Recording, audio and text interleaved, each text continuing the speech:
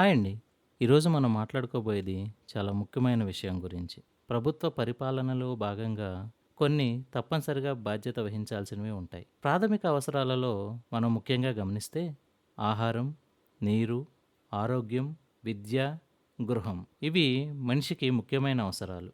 ఈరోజు మనం మాట్లాడుకోబోయేది విద్య, మరొకటి వైద్యం. మన ఆంధ్రప్రదేశ్‌లోనే కాదు, అన్ని రాష్ట్రాలలో విద్యేమో వ్యాపారం అయిపోయింది. వైద్యమేమో నైవేద్యం అయిపోయింది. ఎవరికి? కార్పొరేట్ సంస్థలకి. ఈ విద్యా వైద్యంలో భాగంగా ప్రభుత్వ బాధ్యతలు కొన్ని మనం తెలుసుకుందాం. వైద్యంలో గవర్నమెంట్ హాస్పిటల్స్ నిర్మించటం, వైద్య సిబ్బంది నియామకం, పేదలకు ఉచితం లేక తక్కువ ధరలో చికిత్స, టీకాలు మరియు ప్రజారోగ్య కార్యక్రమాలు నిర్వహించడం. విద్యలో భాగంగానైతే ప్రభుత్వ కళాశాలలు లేదా పాఠశాలలు నిర్మించటం, పేదలకు ఉచిత లేదా తక్కువ ఖర్చుతో విద్యనందించటం, ఉపాధ్యాయుల నియామకం, స్కాలర్షిప్స్, వాటికి సంబంధించిన చట్టాలను తీసుకురావటం. మోడీ గారు వచ్చాక 2015లో వైద్య విద్యలో మార్పులు తీసుకురావటానికి ఈ సెంట్రల్లీ స్పాన్సర్డ్ స్కీమ్లో కొన్ని సంస్కరణలు తీసుకొచ్చారు. అందులో భాగంగా ప్రతి రాష్ట్రంలోని ప్రతి జిల్లాకి ఒక మెడికల్ కళాశాల, దానికి సంబంధిత మెడికల్ హాస్పిటల్ ఉండాలనే యోచనతో ఈ సెంట్రల్లీ స్పాన్సర్డ్ స్కీమ్ అనే విధానాన్ని సంస్కరించారు. దానిలో భాగంగా 2019లో జగన్ గారి ప్రభుత్వం వచ్చాక ఈ స్కీమ్ ద్వారా వారు 17 మెడికల్ కాలేజీలకి రిక్వెస్ట్ పంపించారు. దాన్ని సెంట్రల్ గవర్నమెంట్ ఆమోదించింది. 2023-24లో వారు 5 కళాశాలల్ని పూర్తి చేశారు. ఈ 5 కాలేజీలు పూర్తి చేశారా లేదా అనే దాని మీద మన ఆంధ్రప్రదేశ్లో ఇప్పుడు చాలా హాట్గా డిస్కషన్స్ జరుగుతున్నాయి. ఈ 5 మెడికల్ కాలేజీలు పూర్తయ్యాయి అనటానికి సాక్ష్యంగా కింద లింక్లో మీకు నేషనల్ మెడికల్ కమిషన్, ఇది ఒక రెగ్యులేటరీ బాడీ, వారు పొందుపరిచిన మెడికల్ కాలేజెస్ వివరాలు ఉన్నాయి. మీరు అందులో గమనించవచ్చు. కానీ వారు చెప్తున్నట్లుగా ఇవి పేరుకి ప్రభుత్వ కళాశాలలే కానీ దీనిలో చిన్న మార్పు ఉంది. అదేంటంటే ఇవి సెల్ఫ్ ఫైనాన్సింగ్ అనే పేరుతో జగన్మోహన్ రెడ్డి గారు తీసుకొచ్చారు. సెల్ఫ్ ఫైనాన్సింగ్ అంటే మెడికల్ కాలేజ్ ప్రభుత్వ ఆధీనంలో ఉంటుంది, ప్రభుత్వమే రెస్పాన్సిబిలిటీ తీసుకుంటుంది. కానీ ఇవి సెల్ఫ్ ఫైనాన్సింగ్ మీద నడుస్తుంటాయి. అంటే మిగతా ప్రభుత్వ కళాశాలలు కనుక మీరు తీసుకుంటే అందులో 100 సీట్లు కనుక ఉంటే దానిలో 15% ఆల్ ఇండియా కోటాకి, మిగతా 85% అంటే 15 సీట్లు ఆల్ ఇండియా కోటాకి, మిగతా 85 సీట్లు మన స్టేట్ కోటాకి వచ్చేస్తాయి. ప్రతి సీటుకి ట్యూషన్ ఫీజు కేవలం 15,000 మాత్రమే. అంటే ఒక పేద విద్యార్థి కూడా వైద్య విద్యను అభ్యసించడానికి అవకాశం ఉంది. కానీ ఈ సెల్ఫ్ ఫైనాన్సింగ్ కాన్సెప్ట్ ఏంటంటే ఇందులో ఆ 15 సీట్లు ఆల్ ఇండియా కోటాకి వెళ్ళిపోగా మిగతా 85 సీట్లలో 50% సీట్లు కన్వీనర్ కోటాలో అంటే సామాన్యుడికి, 35% సీట్లు మేనేజ్మెంట్ కోటాలో, ఇంకొక 15% సీట్లు ఎన్ఆర్ఐ కోటాలో. అంటే 85లో 43 సీట్లేమో కన్వీనర్ కోటా సామాన్యుడికి, మిగతా 42 సీట్లు మేనేజ్మెంట్ కోటాకి వెళ్ళిపోతుంది. దీనికి ఫీజులు ఎలా నిర్ణయించబడినాయి అంటే మొదట చెప్పుకున్నట్లుగా 50% వాటికి ట్యూషన్ ఫీజు 15,000, మేనేజ్మెంట్ కోటాకి సంబంధించిన 35% ఏమో 12 లక్షల రూపాయలు, ఎన్ఆర్ఐ కోటాకి సంబంధించిన సీటుకి 20 లక్షల రూపాయలు నిర్ణయించబడింది. మరి మీరు అనొచ్చు, చంద్రబాబు గారు చెప్పినట్లుగా ఈ ప్రభుత్వ కళాశాలని పీపీపీ స్కీమ్ ద్వారా ప్రైవేట్ వ్యక్తులకు ఇస్తే డిఫరెన్స్ ఏముంటుందని. డిఫరెన్స్ ఎక్కడ వస్తుందంటే కేటగిరీ బి, కేటగిరీ సి సీట్లలో పెద్ద వ్యత్యాసం ఉండదు. కానీ కేటగిరీ ఏ సీట్స్కి వచ్చేసరికి ప్రైవేట్ కాలేజీ వారు ఈ కేటగిరీ ఏ ఫీజులో 15,000తో పాటు ఎడిషనల్ ఫీజ్ కూడా వేస్తారు. ఈ ఎడిషనల్ ఫీజ్ అనే దానికి ఒక లిస్ట్ అంటూ ఉండదు.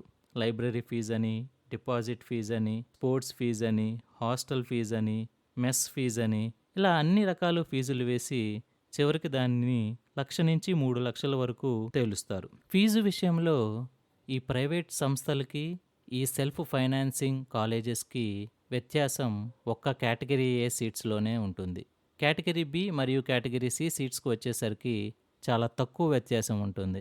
ఫీజు విషయాన్ని మనం కొంచెం సేపు పక్కన పెట్టినట్లయితే ప్రభుత్వ కళాశాలకి సంబంధిత ప్రభుత్వ హాస్పిటల్ కూడా ఉంటుంది. ఒక సామాన్యుడు ఒక ప్రభుత్వ ఆసుపత్రికి వెళ్తే ఎంత ఖర్చు అవుతుంది?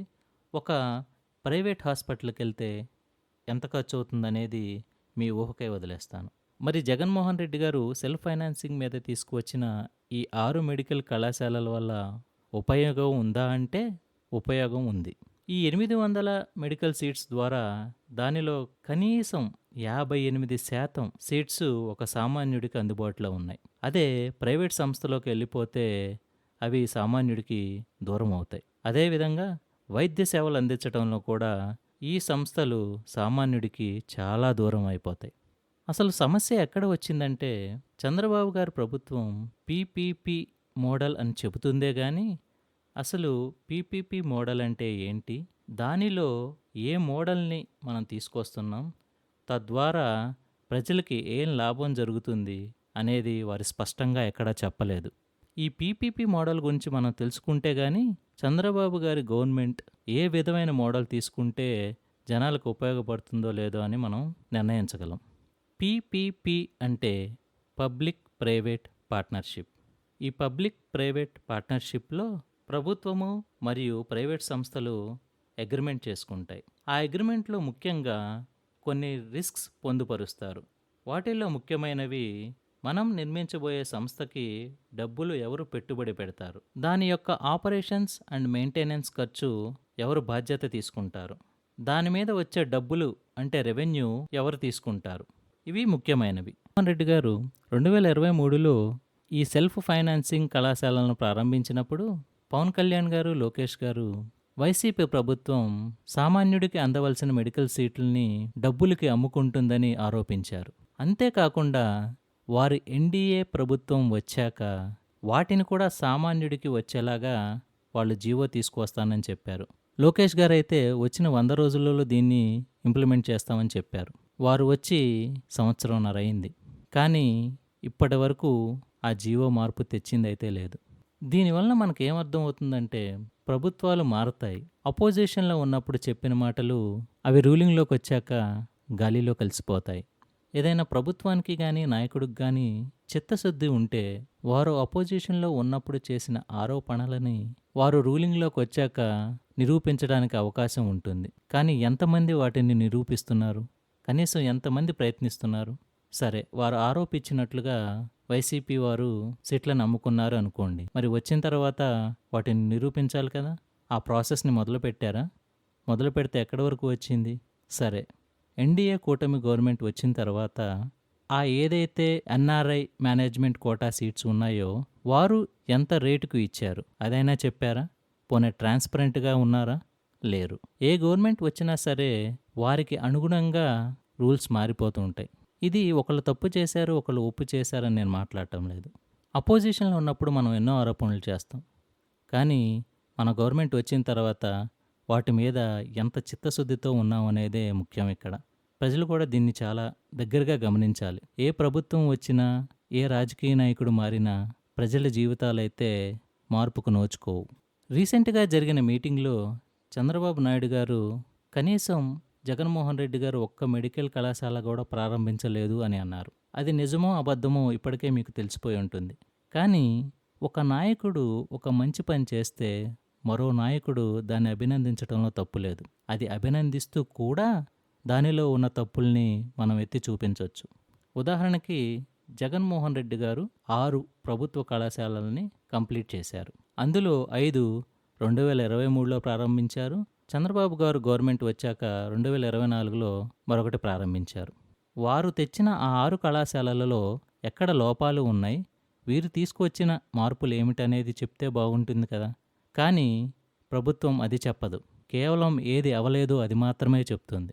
నేను చేసిన రీసెర్చ్లో నాకు తెలిసింది ఏంటంటే ఈ ప్రభుత్వ కళాశాలలకు సంబంధించిన రిక్రూట్మెంట్ ఏదైతే ఉందో కనీసం అది 25-33% వరకు లోటులో ఉంది. ఇది ఫిల్ చేయటంలో గవర్నమెంట్ చాలా ఇబ్బందులకు గురవుతుంది. నేను అనుకుంటుంది ఏంటంటే ఈ ఆపరేషన్స్ అండ్ మెయింటెనెన్స్ విభాగంలో గవర్నమెంట్ చాలా ఇబ్బంది పడుతుంది. ఈ బాధ్యతని అంటే అకౌంటబిలిటీ అండ్ మెయింటెనెన్స్ని ప్రైవేట్ సంస్థలకు ఇస్తే కొంతవరకు ప్రభుత్వం మీద భారం తగ్గుతుందనే ఉద్దేశం అయి ఉండొచ్చు. కానీ దానివల్ల జరిగే నష్టాలు, లాభాలు సామాన్య ప్రజలకైతే వారు వివరించాల్సి ఉంటుంది. అదేదీ వివరించకుండా కేవలం పీపీపీ మోడల్ ద్వారా మేము ప్రభుత్వ కళాశాలలు ప్రైవేట్ సంస్థలకు ఇస్తానంటే అది సమంజసం కాదు. ఈ రీసెర్చ్ ద్వారా నేను గమనించిన మరో ముఖ్యమైన విషయం ఏమిటంటే NIRF national institutional ranking framework అనే ప్రభుత్వ సంస్థ ఈ వైద్యశాలలకి ర్యాంకింగ్ ఇస్తుంది. మీరు గనక ఈ ర్యాంకింగ్ని గమనిస్తే టాప్ 50 కళాశాలలో ఒక్క ఆంధ్రప్రదేశ్కి సంబంధించిన కళాశాల కూడా దీనిలో లేదు. మరి దీని గురించి కదా మనం మాట్లాడుకోవాల్సింది మీటింగ్స్ పెట్టినప్పుడు. అది జగన్మోహన్ రెడ్డి గారైనా చంద్రబాబు నాయుడు గారైనా. మనం ఒక రాజకీయ పార్టీతో పోటీ పడేటప్పుడు మీరెన్ని తీసుకువచ్చారు, మేమెన్ని తీసుకువచ్చాం అనేది అసలు టాపిక్కే కాదు.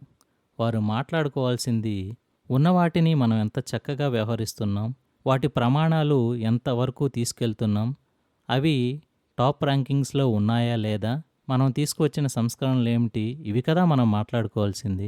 కానీ మీ టెన్యూర్లో ఇప్పటివరకు ఇన్ని సంవత్సరాలు మీరు చీఫ్ మినిస్టర్గా పనిచేశారు, మీరు కనీసం ఒక ప్రభుత్వ కళాశాల కూడా తీసుకురాలేదు. ఈ మాటలు మనం వినటం చాలా దురదృష్టకరం. దురదృష్టకరం అని ఎందుకు అంటున్నానంటే ఈ ప్రభుత్వ కళాశాలలు లేదా వైద్యశాలలు సామాన్యుడికి అందజేయటం ప్రభుత్వాల యొక్క కనీస బాధ్యత. ఆ కనీస బాధ్యతను కూడా మనం సరిగా చేయలేకపోతున్నామంటే ఎవరెన్ని సంస్థలు తీసుకొని వస్తే ఏం ఉపయోగం? ఇప్పటికైనా మన రాజకీయ నాయకుల ఆలోచనలలో మార్పు వస్తుందని ఆశిస్తూ సెలవు.